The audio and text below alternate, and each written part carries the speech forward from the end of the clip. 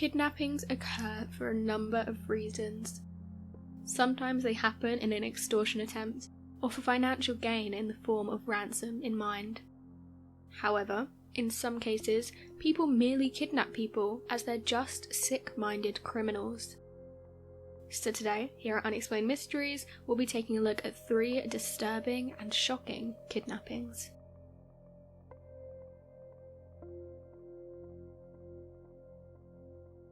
The kidnapping of Rosalind McGinnis. Rosalind McGinnis was born in Springfield, Missouri, and was raised there until the age of 10. It was at this age that her mother began to see a man named Henri Piet. In 1996, Henri moved to the family to a secluded American outback town. This was in Oklahoma, and here he married Rosalind's mother soon after. It was here that Henri Piet's twisted mind would begin to tick into action.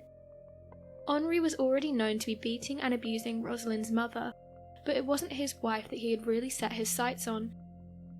It was the now 11-year-old Rosalind. A year later, in 1997, Rosalind's mother cut off her relationship with Henri Piet. Disgruntled, Henri wanted revenge, and he would get that on January 31st of that year. Outside of Rosalind's school, he was waiting, and he would duly abduct her as she was on her way out. Rosalind's mother reported her disappearance after she failed to return home that afternoon. Henri had no intention of returning her, and he was already on the run. The pair arrived at a motel around 2 hours away from Rosalind's home. It was here that he began to feed her lies about how her mother didn't want her and how she couldn't return home. And then Henri's actions began. He forced Rosalind to marry him in a fake wedding ceremony, presumably to make it clear that she couldn't escape. Back in her hometown, word was spreading of her disappearance. Her mother thought that Henri Piet may have taken her, and went about generating interest in the case through flyers and media.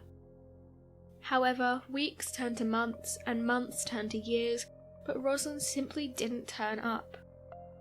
During this time, Rosalind McGinnis and Henri Piet had been travelling around the US southern states. He had been sexually assaulting and abusing her throughout the entire ordeal, and his plan was to disappear for good in Mexico. He forced her to change her appearance by dyeing her hair and making her wear glasses, and she also went by several different names during this time. In 2000, Henri and Rosalind reached Mexico. It was this year that she'd give birth to their first child at the age of 15. Only 2 years earlier, she had suffered a miscarriage. In 2003, Rosalind turned 18. At the age where most children become independent from their parents or carers, Rosalind was about to become even more of a captive. He forced her to go to a nearby police station and admit that she had run away from home as an 11-year-old. This meant that she was now off of the missing persons register, and he was in complete and utter control of her life, as well as her now 9 children. In 2016, and living in squalor, Rosalind went to a local market to buy whatever food she could afford with the near-empty purse that she had. It was there that she met a local couple, who realised something wasn't quite right. After researching Rosalind's case, the couple were convinced that the girl they had just met in the market was who she claimed to be. One night, whilst Henri was passed out drunk, Rosalind and 8 of her 9 children fled the couple's home. They first sought refuge with the couple, and then at the US consulate in Mexico. Rosalind explained her story, and Henri was tracked down 2 years later in Dallas and was arrested. Despite denying any wrongdoing, he instead protested his innocence with some twisted statements in court. He was sentenced to life in prison in February of 2020. After 19 years, Rosalind McGinnis was finally set free.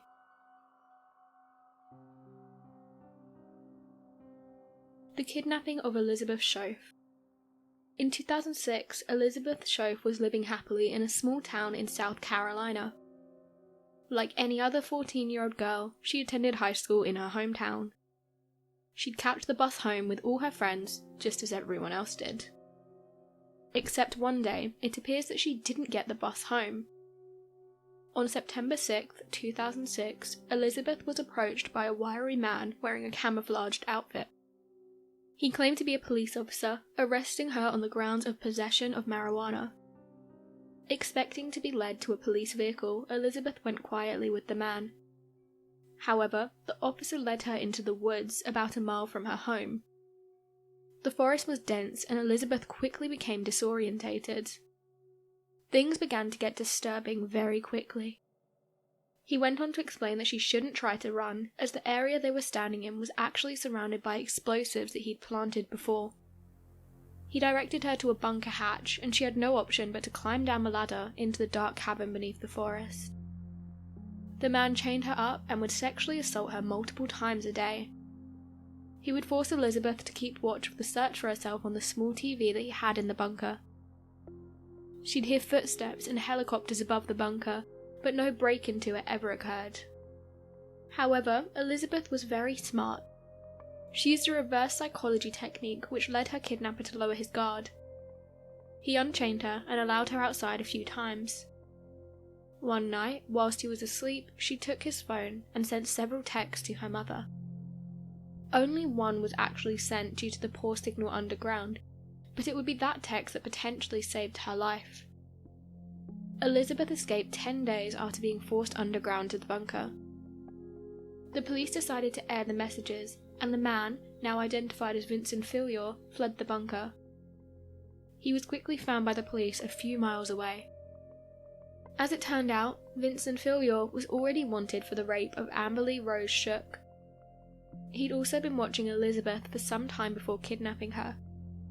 He was sentenced to 421 years in prison without the possibility of parole.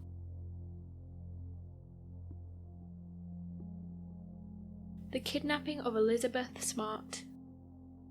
Elizabeth Smart was born in 1987, making her 14 at the time of her abduction in 2002. Her family were strict Mormons, and Elizabeth was described as shy but kind and intelligent. Elizabeth Smart's kidnapping was quite the Hollywood horror abduction, and as we get into the story, you'll begin to see why. Early in the morning of the 5th of June 2002, a man named Brian Mitchell managed to break into the Smart family home and snatched Elizabeth from her bed right beside her sister. It later transpired that Elizabeth's sister had been awake during this ordeal, but was too scared to say anything. She was led out of the house at knife point and marched through a dark forest to a religious camp, where Brian's wife, Wanda Barzy, was waiting. Brian Mitchell had twisted religious views and believed he was a prophet named Emmanuel. He performed a bizarre and twisted wedding ceremony with Elizabeth. After declaring her his wife, he raped her. Mitchell and Barzy took Elizabeth across California and Utah, holding her captive the entire time, whilst Mitchell assaulted her daily, forced her to consume large amounts of alcohol and drugs, and even tried to convince her that he was the prophet. Back at home, Elizabeth Smart's sister Mary propelled the investigation when it occurred to her that the man that had taken Elizabeth had been, or at least greatly resembled, a handyman who had worked on their house before the kidnapping. The police identified this man as Brian David Mitchell and aired a photograph of him on America's Most Wanted TV show. Luckily, the airing of this episode drew widespread attention to Smart's case, and in March of 2003, she was spotted with Wanda Barzy in the San Diego County of California. Police officers were immediately dispatched to the scene, and Elizabeth was rescued approximately 9 months after her kidnapping. Despite lengthy and complicated legal proceedings, Brian Mitchell was sentenced to life imprisonment without parole. His wife Wanda Barzy was also sentenced to 15 years. She was later released on parole until 2024.